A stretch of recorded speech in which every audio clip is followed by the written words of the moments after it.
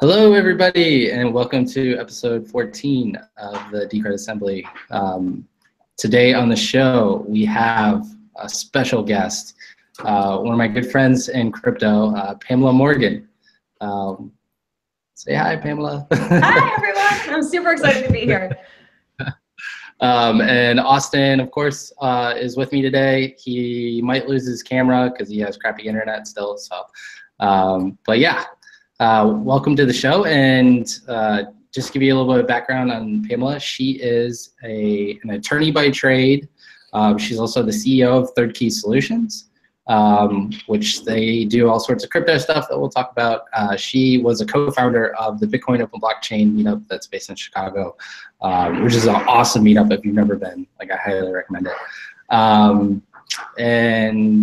I think there's some other stuff that she told me to talk about, but I can't remember. So, but anyways, welcome to the show, Pamela. How are you doing? I'm awesome. Yeah, thank you so much. I'm so happy to be here. I'm excited to nerd out with you guys about estate planning and all sorts of other stuff.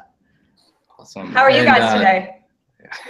I think we're doing good. How are you doing, Austin? Totally, man. Having a great day. Getting a lot of good work done. Yeah, man. I had a bunch of CSS crap that I had to deal with at work today, so I think I tweeted about it, but anyways. So let me bring up my show notes, sorry. Yeah, so I guess, to kick things off, I will first give everybody an update. Yesterday we had a show with Charlie Lee and Dave Collins, and we talked about atomic swaps, the big news that came out last week from the Decred project and Litecoin working together, and creating one of the first atomic swaps between two of these alternative currency projects. We also talked about the integration of Lightning Network and atomic swaps on top of that, which was a really great episode. And yeah, you guys should definitely check it out if you haven't seen it. We're going to be having a special show coming up next week, and I'll have more details about the nature of that in the future. One thing, this is like everything we talk about is not investment advice. It's not legal advice, technically, even though we do have an attorney, but you guys should always consult your own attorneys and financial consultants. So yeah, just to give everybody a heads up with that. And last thing is we do have a vote going on right now with Decred.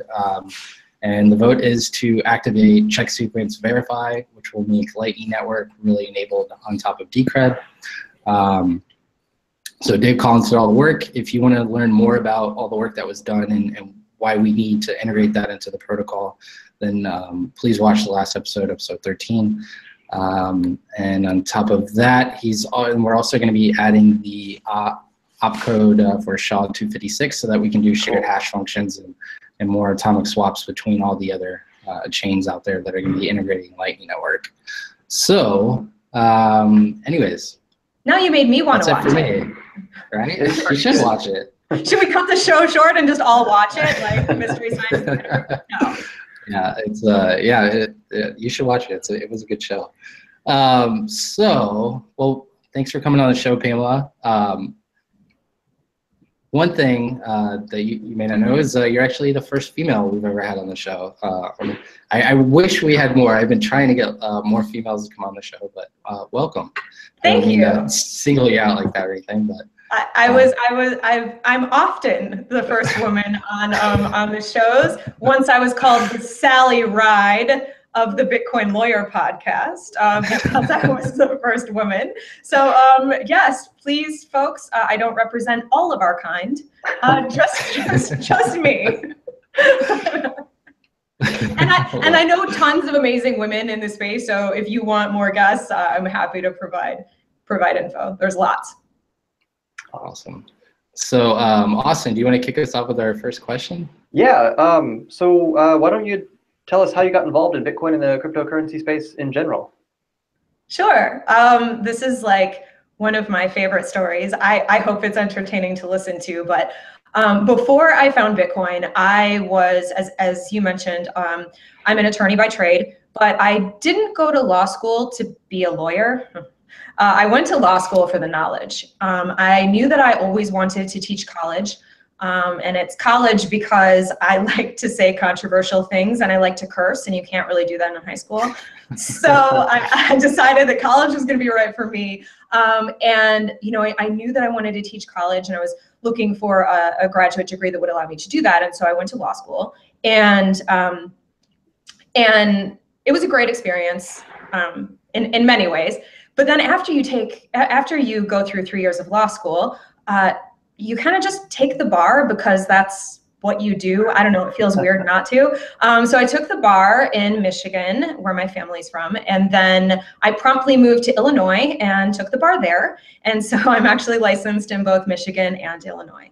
And I worked as an attorney for a while, and then I got the opportunity to teach entrepreneurship at a community college. And I quit my job in the middle of the financial recession. And I quit my full-time in-house counsel job to teach 2 classes as an adjunct professor.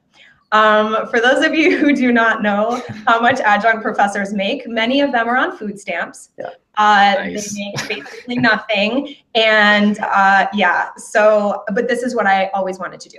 So I started teaching entrepreneurship, and I love entrepreneurship because I love how fast it moves, but also I'm very interested in empowering people.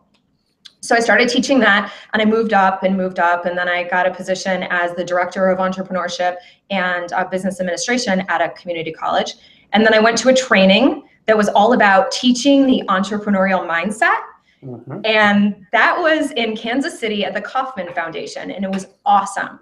And while I was there, I was recruited by the CEO of that company to come and work with him and travel the world and teach professors of entrepreneurship how to teach an entrepreneurial mindset.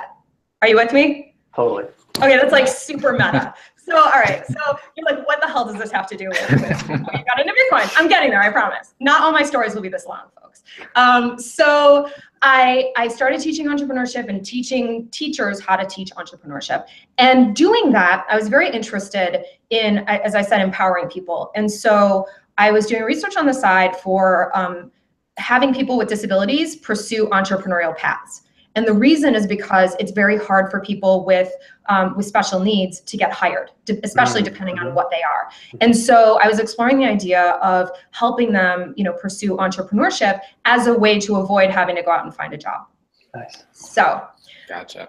Now we're getting to Bitcoin. So my boss was invited to speak at this conference, and I was also invited to speak there. It was called Disrupt, Startup, Scale Up. And it was in Athens, Greece, at the end of 2013.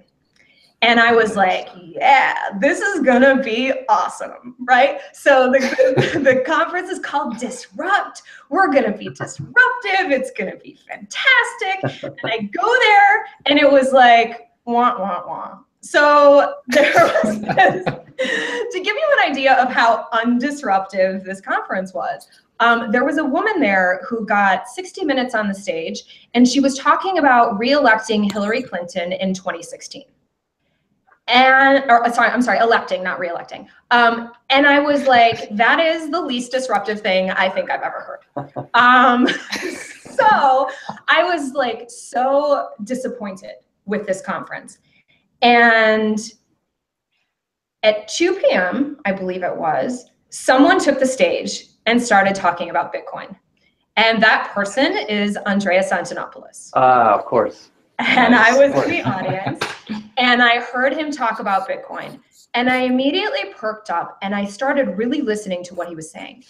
And I thought to myself, if half of what he's saying is true, this could change the world. This could be exactly the thing that I've been looking for my whole life, right? And I could actually have a huge impact if I get involved in this sort of thing. So I left that conference, and I started nerding out, and I did all the research I could. And 2 months later, I quit my full-time job, and I decided I was going to make a career for myself in Bitcoin and cryptocurrencies, because I believe that there is a huge need, and that right now, everyday people have the opportunity to impact how these technologies are going to shape our world.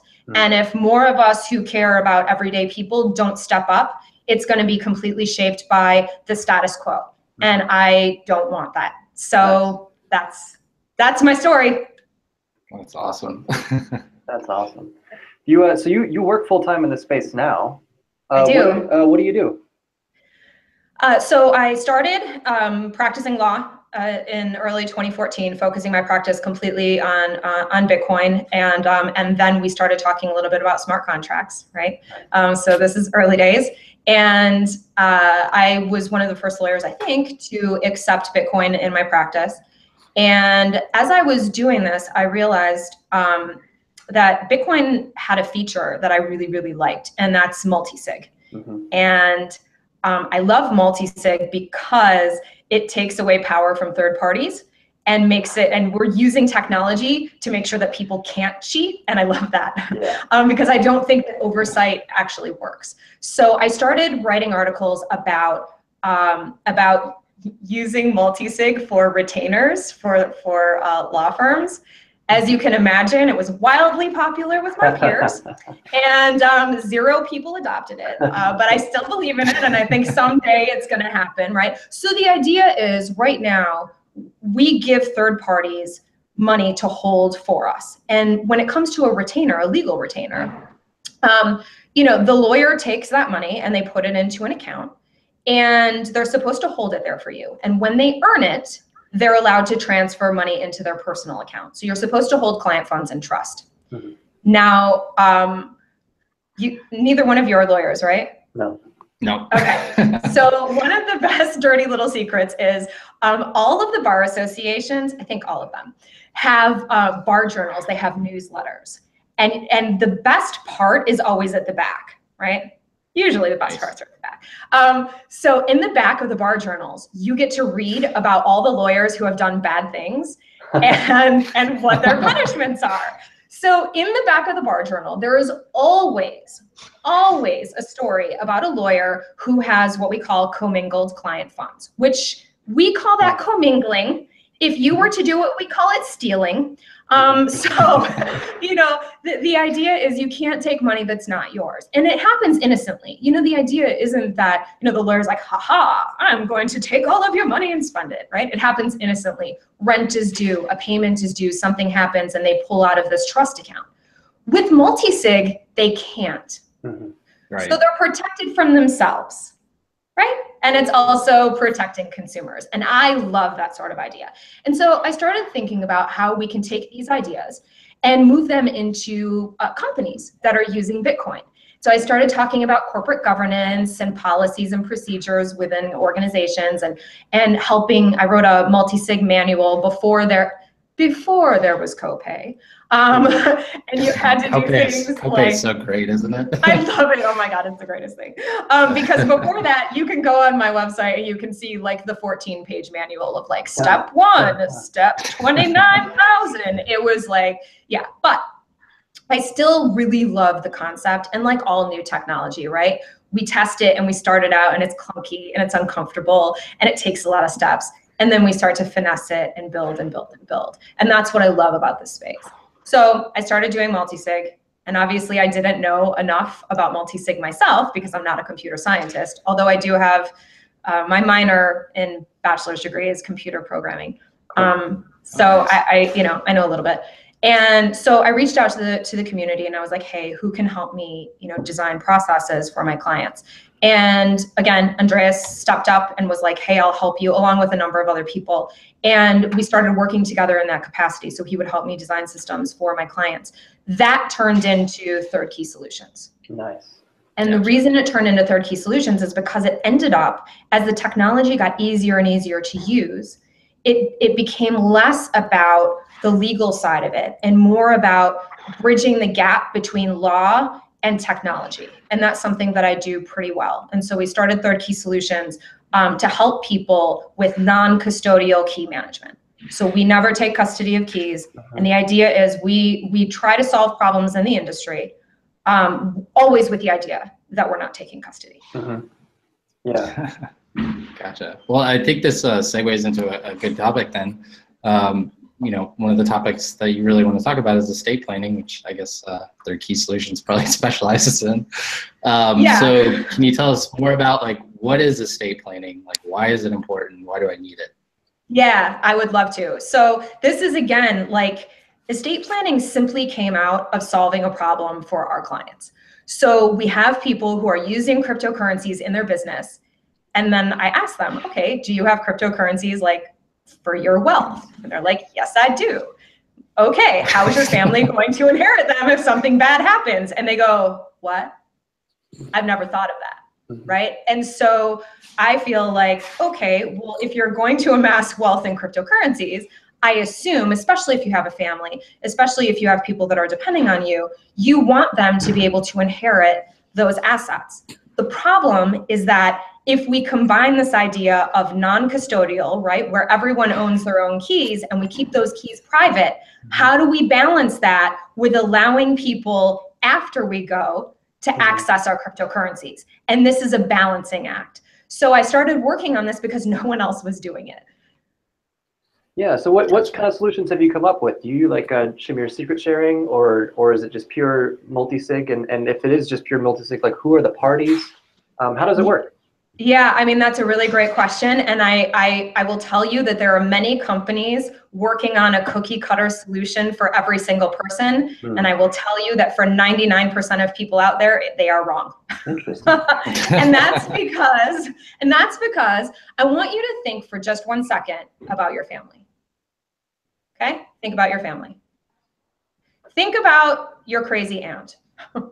Or uncle, or cousin, or sister, or brother, or parent, or child, right? And so we especially in the tech side, we really like to try to find tech solutions. The problem is that when people get involved, it becomes muddy, and then when we get law involved on top of that, it becomes even muddier. So to answer your question, there are a number of different solutions that we help people implement. What we do is, if you wanted to do estate planning, for example, we would have a 30-minute call with you, and we would talk about, okay, what do you have? What kind of software are you using now? Like what kind of wallets are you using? Are you using hardware wallets? What kinds of cryptocurrencies do you currently have? How involved is your family? Like, do you have someone in your family who's like rock solid, coming to every meetup with you? Or is your significant other or others like, we don't care about this crypto crap, So it really, really depends on who's going to inherit. If you have kids, that's a totally different story. How are they going to inherit? Is this going to become part of the estate? And then most importantly, and I'm sorry to be a Debbie Downer here, but state law is what governs estates. What I mean by that is every single state has its own rules. And so wherever you are a resident of, there are laws on the books. Now, here's a little tidbit that most people aren't aware of. In many, many jurisdictions, both inside and outside the United States, there's this little thing called a surviving spouse statute, or an elective share. Have either of you heard of that? No. Okay. So this is a happy little law on the books. And the reason that it's on the books is because the state does not want someone who has money to disinherit their spouse and then have that person go on state aid. Okay? Okay. Got it? Right. Yeah. So what they do is they write a statute that says, no matter what your will says, your surviving spouse may choose a quote unquote elective share. It's also called the surviving spouse statute. And typically that runs anywhere from 25 to 50% of your estate, depending on whether or not you have children outside the marriage, whether or not, et cetera, et cetera. And every state is unique. So many people might be surprised to learn that even though they write a will that says, everything I own, including my crypto, goes to my kids, if you are married, that is not how it will go down. Maybe. Now, if your spouse says, you know what, yeah, this is supposed to go to the kids, I'm not going to fight it, no problem. But money and grief do weird things to people. money and grief bring out like monsters. I don't know, like dragons out of people. It's crazy, and things that you never ever think would happen. So for people who aren't aware of these sorts of statutes, this is why estate planning is important. So we have really two aspects. One, we need to make sure that the tech side is handled, right? And that people can actually access for cryptocurrencies. And two, we need to know what the law is in your jurisdiction so that we can kind of make sure that what you want to have happen can happen. You know, there are lots of creative ways that people maneuver, but you know, this is all super state specific. So it's not something that we can fix with just technology alone. Yeah, I wish I had. That's really interesting. I wish I could say like, oh yeah, we have this software solution and you just like download it and put your information in and you're solid, right? But that's not really reality. Yeah. So so you would in that one particular case, like, so you would help them. I could see now why first of all there's no cookie cutter solution, right? Definitely. I totally could not hear you. Immediately. Yeah. I could not hear you at all. Can you hear me? Yeah, you were breaking up. Okay. I'm sorry. No, yeah. I might have to turn off my video. Here, I'll turn off my video. There we go. Oh. Is that better? Bye, Austin. Yes. Oh. Hello, Blue Austin. Sad face. Okay, let me try. Oh, where'd he? Oh, now he's gone. Okay. Oh no.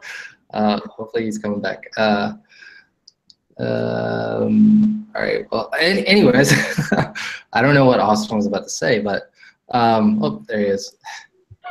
Hey. Glad you're back. Hey. Okay. So what were you about to say, Austin? I was going to say, so I can see why the cookie cutter solution falls apart pretty quickly. Yeah. So in a case like the one that you just mentioned, so you would go about, well, of course, figuring out what the needs are, but would you go so far as to try to arrange matters such that anyone entitled to what did you call it, an elective share? Anyone entitled to elective share would have the ability, but not the responsibility, of taking at most the maximum amount allowed by law. That's really interesting. So I guess I'll start. Yeah, I don't want to nerd out too much. I could really go rabbit hole on this. This is fascinating. Like how you can set these up and with the scripting language and such. That's cool. I guess I'll just ask a super basic question. How would the blockchain know that I'm dead? Yeah. So the most popular option for that is the dead man switch. If you go on Reddit, it's all over the place and everyone is super excited about the dead man switch.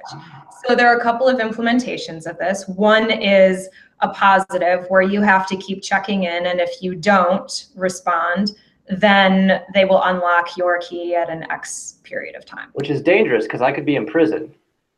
Oh yeah, or if I know that you have a ton of loot, I can lock you in a closet. Yeah, like, exactly. You know, or I can, or if something, so for example, if you're in Puerto Rico right now, what are you gonna do, right? You have no power, you have no access, good luck checking in.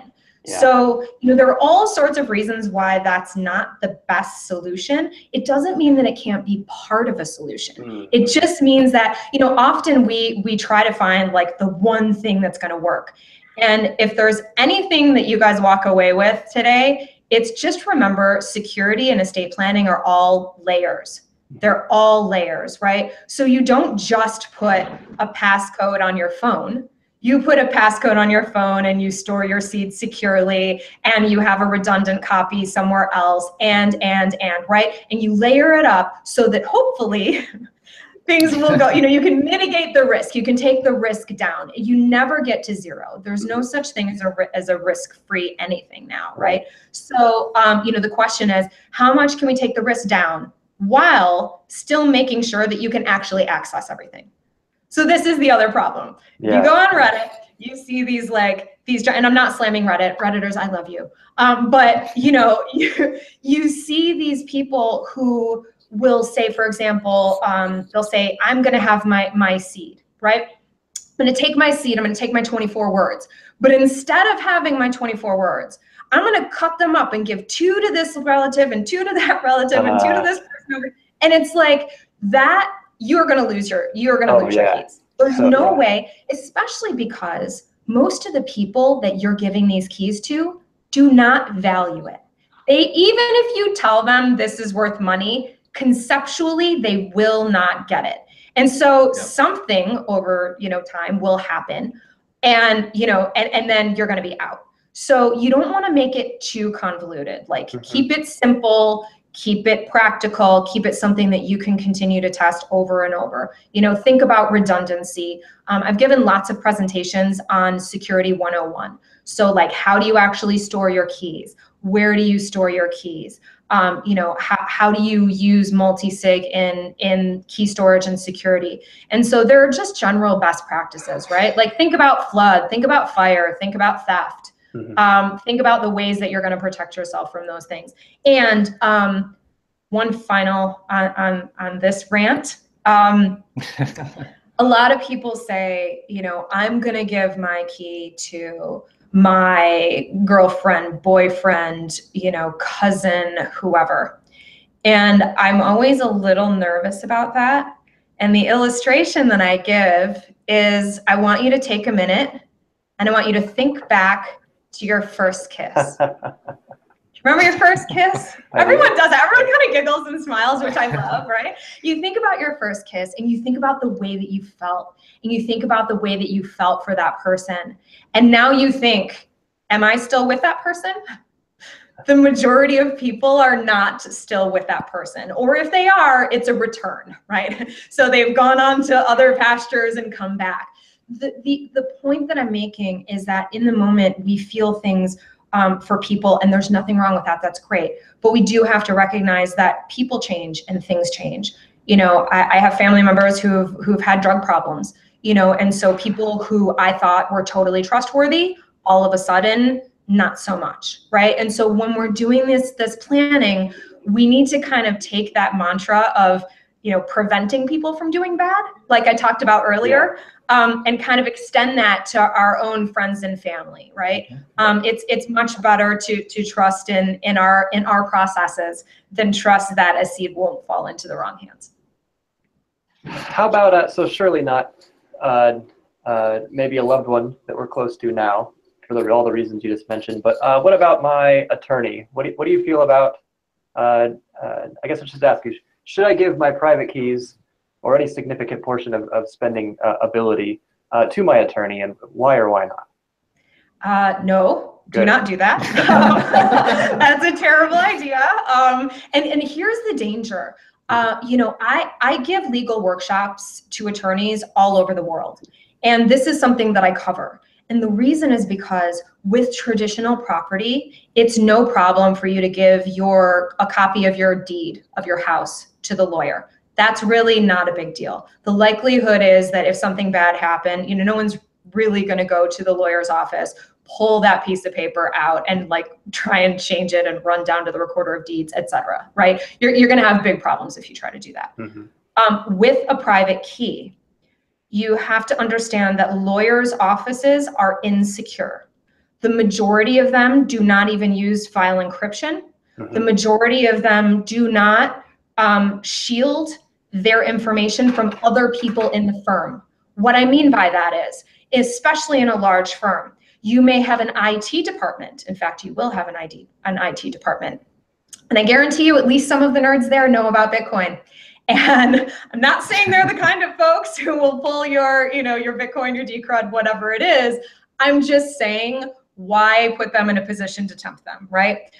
So my advice is never give your single private key. That said, if you want to create like a redundancy for multi-sig, so for example, if you wanted to create a 3 of 6, it wouldn't be the worst idea in the world for you to give one of the keys to your lawyer. The problem also, though, is that you can't just give the key. You also have to give instructions on when they're going to use the key, who can authorize them, under what circumstances will they do it? Is it only by court order? Is it by a text message from you? Like, how does this person actually execute? And that's for both the lawyer's protection and for your protection. So again, we're talking about combining the tech side of giving them the key with the process side of having something in place to make sure that that key is not misused. I also do trainings for lawyers who are working in estate planning. And so, for example, some of my some of my clients that have a lot of crypto already have estate planning lawyers. And so I work with them to teach them, okay, these are the things you need to know. These are the assets. This is our plan. Let's make sure it integrates with your plan. Nice. And that actually, that sort of brings up this letter. You sent us a link to a letter before we went on air. This letter to loved ones, a template for your crypto estate planning. Yeah. Want to talk a little bit about that? Sure, I'd love to. So one of the problems in this space is people are kind of paralyzed, right? So they hear me talk about estate planning and they're like, yes, I should do something. And then the something is like, what do I do? Right. So when I first started talking about this, I would give a presentation, and I've written some articles about 7 steps to estate planning. And the first step is like figuring out what you have and going through blah, blah, blah. You can read it, you can look at it. But I found that people weren't actually making it through all the steps. And so I thought, well, one of my great heartaches in this space, and I guess it shouldn't be, but it is the idea that like we're all taking such a chance on this technology. We're all kind of putting our heart and soul and spirit and our creativity into this. And I think it's just such a shame if our family can't benefit from that.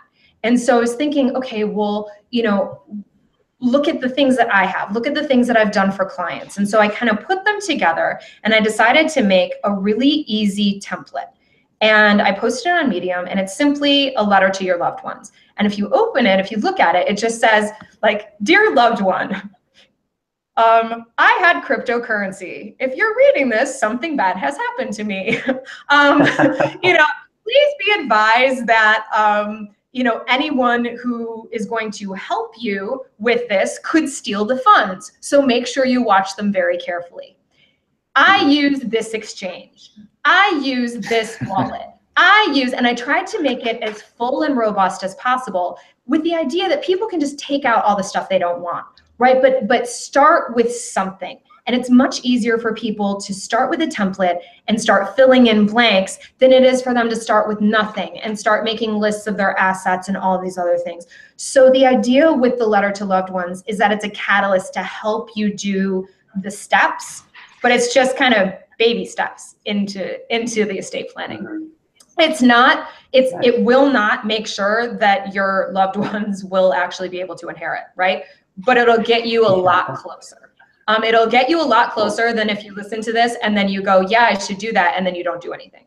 So yeah, that's what the template is. Awesome. I'm actually currently writing a book on estate planning for everyday people, right? For cryptocurrencies. Cool. That's going to have kind of step-by-step stuff. Again, it can't substitute for the specific solutions that are family oriented, like for your family, but at least it can get you started.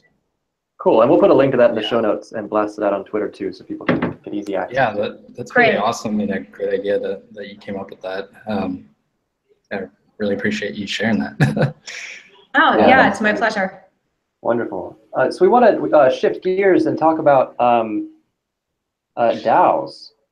And I don't really have a good clean place to start, but maybe you could just start perhaps describe to the uninitiated what a DAO is. Oh, you want me to describe what a DAO is? What I think it is, or what the rest of the world thinks it is, or like this is the problem, Yeah.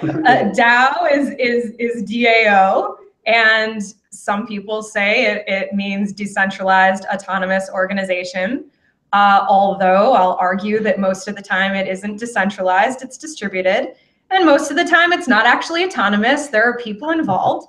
So sometimes we call it, DCO, so Decentralized Collaborative Organization, or something like that, Distributed Collaborative Organization, but the main idea is that a quote unquote smart contract will be the program and handle kind of the day-to-day operations of an organization.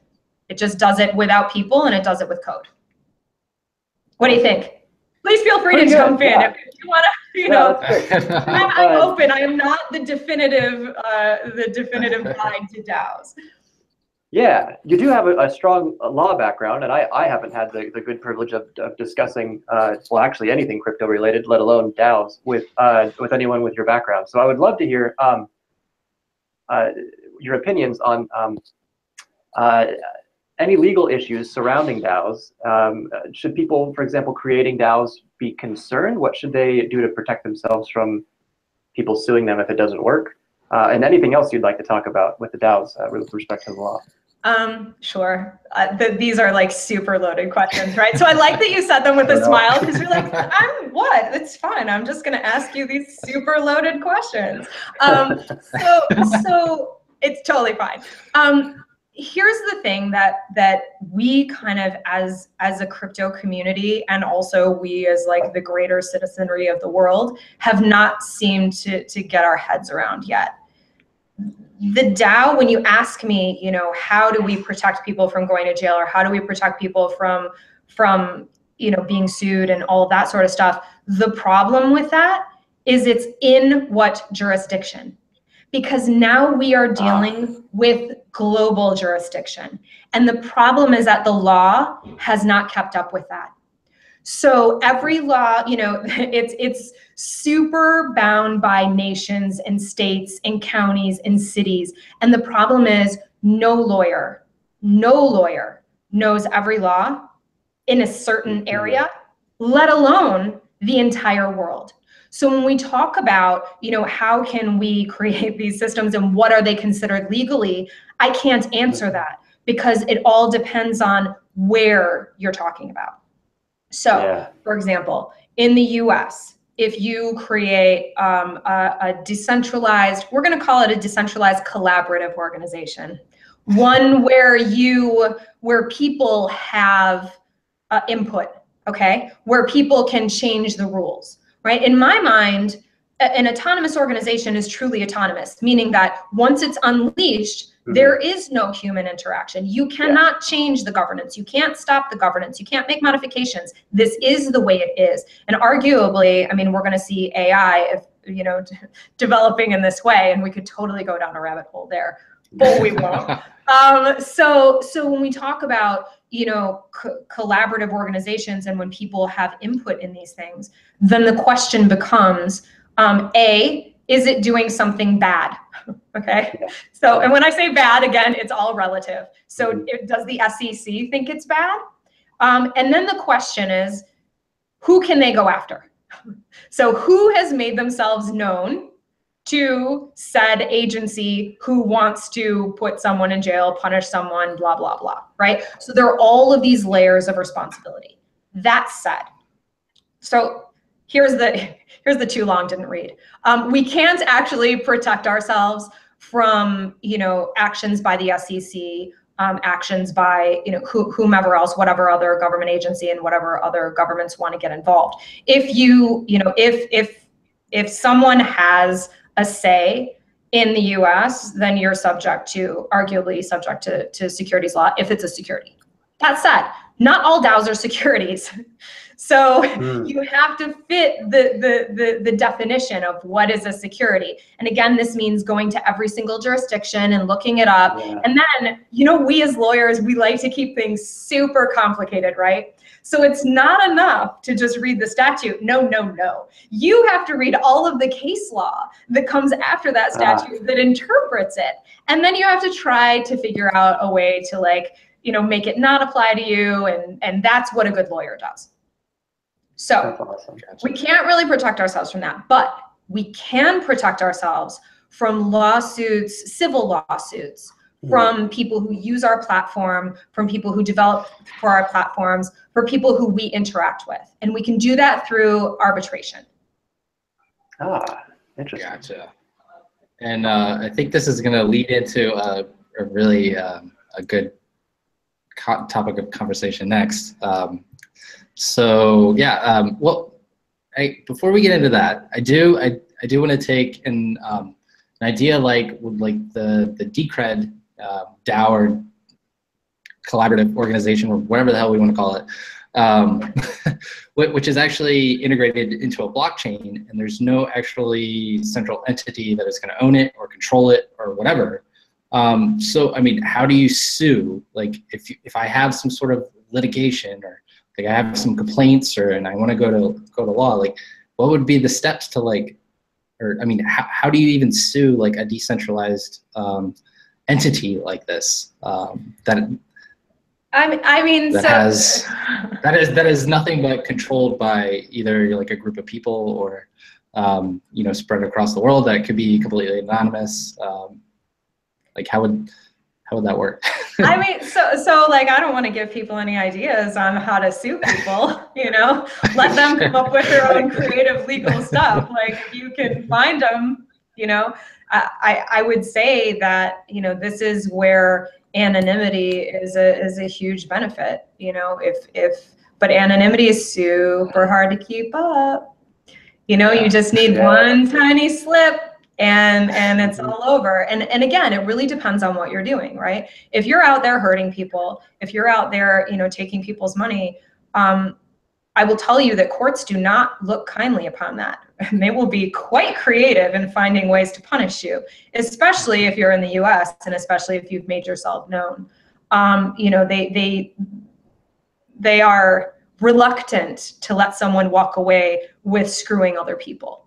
Now, you know, arguably that's not your, you know, the MO, right? Like, so, you know, so this is one of the fears with the DAO, right? So if we go back to the Ethereum DAO, yeah, this was one of the issues, is people were like, you know, well, can we sue Slockit? Can we sue, you know, who can we sue? Can we sue the developers? And again, this all depends on the jurisdiction. So in the US, you know, there's pretty strong law that says, you know, no, you can't really sue the developers. That's not the same everywhere else around the world. So, you know, it's a dicey game. It's a whole new world. You know, if you have the appetite for it, you know, this is where we're totally breaking new ground as an industry, right? You know, these decentralized autonomous organizations are completely new and completely different. And the law just simply doesn't understand what they are and can't really adapt. And I don't really see anyone interested in adapting. So, you know, I know that that's a non-answer, and I'm not trying to be cagey. It's just that's the best answer I can give, is, you know, we don't really know. I think, you know, I wasn't there, but I definitely think that that part of the decision to fork had to kind of be, at least a consideration, was trying to avoid lawsuits and kind of making people whole. And, you know, whether or not that's true, I think it's something that we all need to consider as we're building these platforms, whether you're building a whole new cryptocurrency, whether you're building a wallet. You know, what responsibility do you have to people who are using your platform? What responsibility do you as a community have to the rest of the community? And are the companies that are operating in your space, do they share the same values as you do? So I think those are important questions. Those are, definitely. You were mentioning earlier the, oh, sorry, go ahead, man. Oh, yeah. Well, so, I mean, this kind of segues into the DAM or DAM or whatever the hell. Yes, you rocked it. You rocked it. So, okay. So, which is a funny story, because I actually remember you talking about the DAM before the DAO blew up, but I think you actually had a proposal. Like, maybe you could tell us the backstory of the DAM, what the DAM is, and probably somewhere before there talk about what arbitration is. Sure. So DAM, which is how you say it, that's how I always say it, because I feel like that's what you say when, like, you get a notice of a lawsuit. You're like, damn. And that's kind of the premise behind it. So the idea, it's called DAM because it's the Decentralized Arbitration and Mediation Network, and DAMN. And what the premise of DAM is that there is this trick in international law. I mean, I call it a trick. They call it, you know, treaties and statutes. But there is this little loophole in international law for arbitration. And arbitration is simply a private dispute resolution mechanism. So what I mean by that is, instead of going to your local court, you can go to arbitration. And there are a ton of benefits for doing this. This was basically developed for large companies, multinational corporations who deal with cross-border and huge values, and they didn't want to be tied up in local courts. So arbitration came about, and again, multinationals have been using this for decades. And the idea is if you agree by contract, by written contract, you have to agree by written contract. So this is terms and conditions. If you agree, you can avoid local court and instead agree to resolve any disputes through arbitration. Okay, so let me ask you a question. Are either of you a party to an arbitration contract? Almost certainly. Yep. Yes. Yes. I guarantee it. Everyone is. Yeah. So if you have a bank card, if you have a debit card, if you have a credit card, if you've ever used Airbnb, if you've ever used Uber, if you've ever used pretty much anything on the planet, you are already subject to an arbitration clause. So this will be buried in your terms and conditions.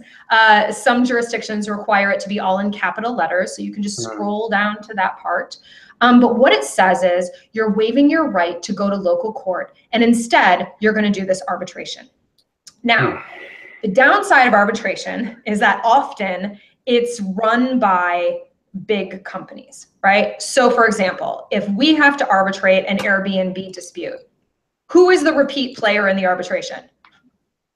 It's not me, right? It's Airbnb over and over and over and over and over again, right? And so they have the experience, they have the expertise, they know how this is going to go down. So the people say that this isn't a level playing field. So there are downsides to arbitration. But let me talk to you about the upsides, especially for cryptocurrency. Number one, you get to choose your jurisdiction. What that means is by choosing a jurisdiction, you necessarily exclude all others. So we can say our jurisdiction is going to be the laws of Illinois. And what that means is that we now have certainty. What is a DAO? I don't know. What does it say in Illinois law? So instead of having to look at every single jurisdiction all around the world, we can narrow it down. Does that make sense? Yeah, so this is a super powerful thing. You don't have to have arbitration to choose law, by the way. You can have it in any contract. All you do is make a choice of law. You can choose things like venue, so where will the hearing be held? But my personal favorite is you can choose your judge.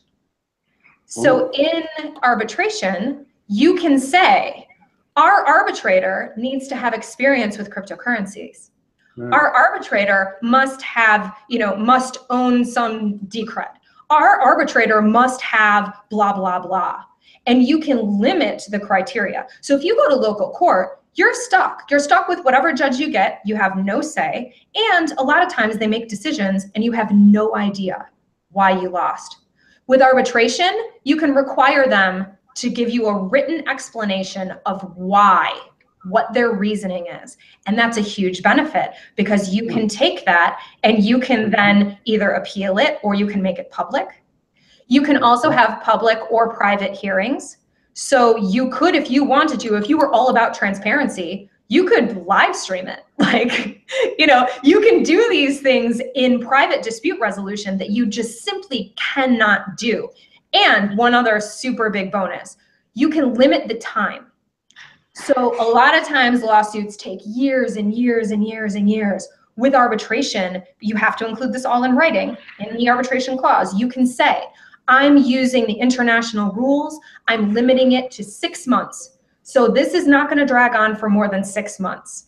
And you have certainty. So for businesses, that's super important, right? Because even if you win or lose, sometimes that's not as important as dealing with lawyers and processes and all of these other things for years and years and years. Remember, you're just trying to code, right? You're just trying to run your business. You don't want to do business and family and lawsuit. That sucks. So if we can use arbitration, and we can, all you have to do is include it in your contract, you can designate all of those things, which I think is really, really empowering. Gotcha. And so that's what DAM is about. DAM is about building. So, all right, so we need to take a deep breath because I'm about to get a little a little out there for you. Okay, you ready? Yeah. So in my world, arbitration is the first step, but it's not the last step. So often when there are disputes, right, you don't like want to run straight to court. Like, who does that, right? You want to try and negotiate. You want to try and like get it handled. And so often what happens is people will have negotiation, and then they'll have mediation where a third party comes in, and a mediator simply tries to get the two parties to decide on something. The mediator doesn't give a ruling or a judgment or any of that. They're just there to kind of facilitate talking. And then you've got arbitration. So that's the traditional world. That's happening now. It's happening all around the world. There are lots of mediators. There are lots of arbitrators. But a preface to all of this is that identity is required. So if you want to go to local court, you have to give your identity, right? Yeah. If you want to go to any traditional dispute resolution mechanism, you have to give your identity. But in many of our systems, we don't want to give identity, or at least we don't want to give it right off the bat. And so what I'm really interested in, aside from bringing arbitration to our industry, is how can we create systems that allow us to uncouple or divorce identity from dispute resolution, right? I love it. At the end of the day, if what you want to sue me for is 10 grand, does it matter who I am? Does it matter that I am Pamela Morgan? No, it matters that I am a person who has wronged you and I have $10,000 that you can get, right? Like at the end of the day, a lot of times identity doesn't actually matter. And so I'm very interested in exploring alternative ways and alternative means for dispute resolution that uncouples those two things. Nice. The issue is that you can't do that in a commercially viable way without having a safety net, okay? So the safety net is arbitration. Why? Because in the contract, it will say, hey, let's try this other sort of dispute, resolution, crowd jury, or a mediation DAO, right? Where you actually have the software itself decide who wins or loses and gives a suggestion. Like, there's so many cool things we could experiment with. And like, I'm not saying I want to use it. I'm just saying, I'm open to it. And maybe that works for some people. So, but the only way that you get there is if you have a way to tie people into the outcome. So if our contract says we're going to try a mediation DAO, and then if I don't like the outcome, I can just run to local court, no one's going to try the mediation DAO, right? Like, how do we make it stick? So instead, if we have mediation DAO and then we have arbitration, we can say the arbitrator needs to consider what happened with the mediation DAO. Mm-hmm. Does that make sense? Yeah. Yeah. So we can build commercial viability into these systems by starting with arbitration and then building creative solutions from there. So that's really DAO. cool. That's exciting. That is really awesome. And for those that don't know, I think you guys actually submitted a proposal to the DAO, like when it started, and it was like one of the highest voted like proposals at the time before the DAO blew up, like the Ethereum DAO. Let me jump in that for just 1 second. I'll make it super quick. I know you're not believing me, but so we didn't actually do a proposal for the DAO. What we did, we were testing. We did a proposal, but we didn't actually submit it to the DAO. We were testing the market. So I've been interested in talking about arbitration like this since early 2014. The problem is that our industry wasn't ready for it. There wasn't enough kind of traction. There weren't enough people that were interested in this sort of thing. Like, people were really building like grassroots stuff then. And so what we were trying to do by putting the proposal out there before, when the DAO was out, was we were trying to gauge the community's interest and see if it was going to be a good time. One of the most interesting things that happened with the DAO is that our proposal created like this rift in the DAO community, which I don't think anyone expected, because our proposal had no ROI. We had no return on investment. Mm-hmm. And so there were no direct return on investment. Now, the proposal in a nutshell was we were going to do a bunch of research, make it available to the whole community, and then we could build on that if the research said that we were going in a good place. So we put this proposal out there, and half of the people said like, yes, this is awesome. We need this. Let's do it. And the other half was like, yeah, we need this, but F them. Like, there's no ROI. No. And what was really interesting about this is that it showed that people who thought they thought just like everybody else in the DAO quickly found out that, wait a minute, not everyone thinks like me. And it was this moment where people were like, wait a minute, you would invest in something that didn't have an ROI? And they were like looking at each other in shock. Both sides looking at each other being like, wait, what's wrong with you? You know? And so I thought that was very small blocks and I want big blocks. What? Yeah, no, totally, right? And it's like, it's just all, but people don't recognize that they assume that they share all the same thoughts and values with other people until all of a sudden they learn that they don't. And I think that's one of the most interesting things about the DAO and about these new alternative organizations is that they teach us not only about software, but they teach us about our own assumptions, which I think is fascinating. That's really cool. That's awesome. Yeah. So, we just hit an hour, I think, on the time. So I think we need to wrap it up, but I don't know, like, this like arbitration stuff and like you were just discussing with the idea of you know, we need to do our research first to see if the legalities of it even make sense to even approach the idea, you know, before we come up with some business model or whatever that you guys were going to propose. I think a lot of people don't realize that a lot of the ideas that people are pursuing with a lot of ICOs and things out there, like, some people have no idea whether or not if it's even legally like possible, and you know, you're seeking money and picking up money. So I don't know, maybe you could just talk about like that for like a couple minutes, and then we can wrap it up. Sure. So this episode should be called "Loaded Questions with Pamela Morgan." All right. I'm totally joking. So all right. So ICOs. You know, I'm really torn about ICOs. I think that it's ridiculous that people are nanny stated out of investing in interesting projects, right? I think it's ridiculous. I think the whole concept of an accredited investor is antiquated, and I think everyone who's not in a bullshit. Like, do I go to the DMV and get my accredited investor card? Like, yeah, I mean, the thing is like, okay, so they set some arbitrary number and they said, well, if you have this amount of money, then you can afford to lose it, and therefore it's okay if you invest, which is just, yeah. Anyway, so I think that it's totally antiquated. That said, we have done our communities and our children a disservice. And that is, we have not taught them about finance. We have not taught them about investment. We have not taught them about money management. And this is now coming back to bite us. So in all of the ways that we've told, you know, our friends and our family, you know, the educational systems and the people around us have said, oh, listen, you know, just put your money in the bank. It's safe there. Don't worry about it. You don't need to think about it. Get a money manager, because you can't manage your own money. You know, this whole like idea that you're not capable of managing your own money leads to this opportunity sort of FOMO, right? Like fear of missing out. Okay, I've got a little bit of money. I don't actually know how to evaluate investment, but I think that this is going to make money, so I'm going to put money into it.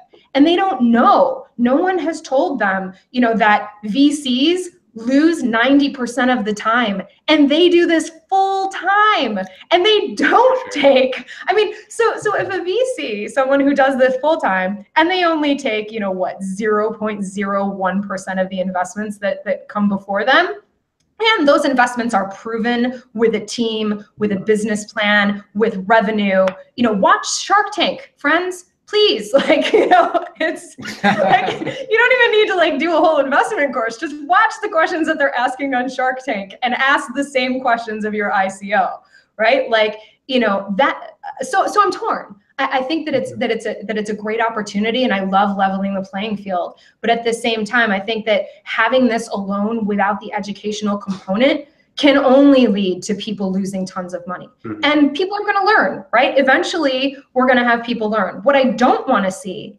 is the SEC or some other organization, or God forbid, a crypto organization coming in and organizing and deciding which ICOs are good and which ICOs are bad. You know, we don't need to substitute the current system with another system plus blockchain. Yeah. Like, can we not do that? No, so yeah, anyone who's out there and like doing education on this, I would love to know what you're doing, because I think it's really, really important. Awesome. Yeah, I totally agree with that. And, you know, I'm so, like, you know, I'm an anarchist at heart, and, you know, I want to disintermediate like any sort of control and make self-sovereignty and like bring self-sovereignty around, but especially in finance. But, you know, it's just, it's hard to see, because some of these are just such, I mean, some of them are just such scams, and you're just like, well, yeah. Like, and one thing I've noticed is a lot of people, they're just buying into the hype. Like, they know that the hype's going to happen. They don't give two shits about the functionality or whatever, what it's supposed to do, the legalities behind the project, but they know that A, B, and C are going to back the project, and, you know, or there's market makers going to get behind it or whatever. And that, you know, and it's just kind of like this insider trading thing that's kind of developed, but it's, but I mean, that's not really that far. West, like. But I mean, that's not really that far off from what happens in the stock market, right? Right. You're just talking about, I mean, it's just, it's a different scope of people that are playing the game. That's the same shenanigans that are happening in the stock market. For sure. Yeah. For sure. That is absolutely true. So, well, thank you so much, Pamela, for coming on our show. Thank you for having me. Everybody knows, I've been pestering her for like 3 or 4 months, I swear. Like, I mean, you've got to come on the show. So that is true. I'm sorry it took me so long. Yeah, well, I know you had some stuff come up, and you know, but I'm really happy that you're finally able to come on the show and talk about all this stuff. And I know estate planning and DAOs and everything is, this world is just changing so fast, and we'd love to have you on the show again one day. Awesome. So, come back. Hey, how do people get a hold of you? If someone wants to contact you for estate planning or for advice, how do they get a hold of you and or Third Key Solutions?